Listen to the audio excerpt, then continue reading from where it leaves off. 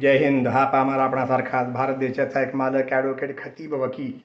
Gujarat assembly election reference 2002 या न्यायनिवाड्यामध्ये supreme कोर्टानं असं म्हटलं होतं की लोकशाही आणि मुक्त व निष्पक्ष निवडणूक ही संयमी जुळी म्हणजेच एकमेकांपासून अलग न करता येण्याजोगी जुळी भावंडं आहेत.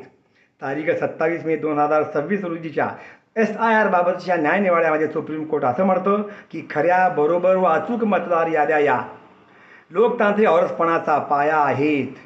या न्यायनिवाड्याची पार्श्वभूमी अशी आहे.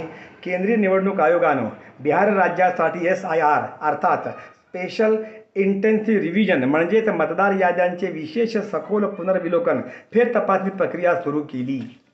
परंतु सदर SIRद्वारे पालकांच्या पुराव्यासारख्या अवाजवी कागदपत्रांची मागणी करून पात्र मतदारांची आणि विरोधकांचे मतदार मानले गेलेल्या मतदारांची नावे ठरवून वगळत आहेत व त्याद्वारे संघराज्य सत्ताधाऱ्यांना राजकीय फायदा करून देण्याचा निवडणूक आयोगाचा डाव आहे, असा आरोप करत काही नागरिक संघटना व राजकीय नेते सुप्रीम कोर्टात गेले.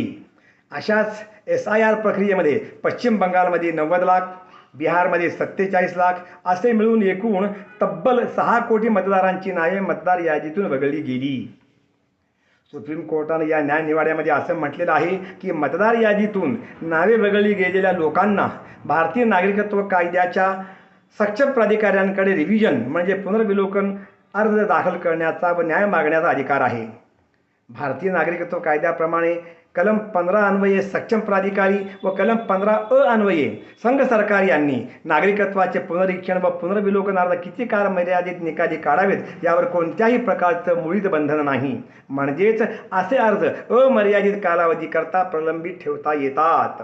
आता अत्यंत महत्त्वाचा व गंभीर प्रश्न हा आहे की सर्वसामान्य माणसाकडे, आम आदमीकडे नागरिकत्वाच्या अशा पुनर्विलोकन अर्जाचा पाठपुरावा करण्याकरता खर्च करण्याची ताकद, वेळ व पैसा आहे का? सर्वात महत्त्वाची बाब व गरज अशी आहे की सर्व खऱ्या व पात्र मतदारांची नावे मतदार यादीमध्ये समाविष्ट झालीच पाहिजेत आणि एकाही खऱ्या व पात्र मतदाराचे नाव मतदार यादीतून वगळले जाता कामा नये. सबब वरील सर्व आणि इतर संबंधित बाबींचा विचार करता सुप्रीम कोर्टाचा SIR बाबतचा न्यायनिवाडा हा right in theory and wrong in practice असंच म्हणावं लागेल. सुप्रसिद्ध वकील श्री प्रशांत भूषण यांच्या शब्दामध्ये SIRचा हा न्यायनिवाडा आपल्या प्रिय भारताच्या न्यायव्यवस्थेसाठीचा काळा दिवस आहे असं म्हणावं लागेल. जय हिंद.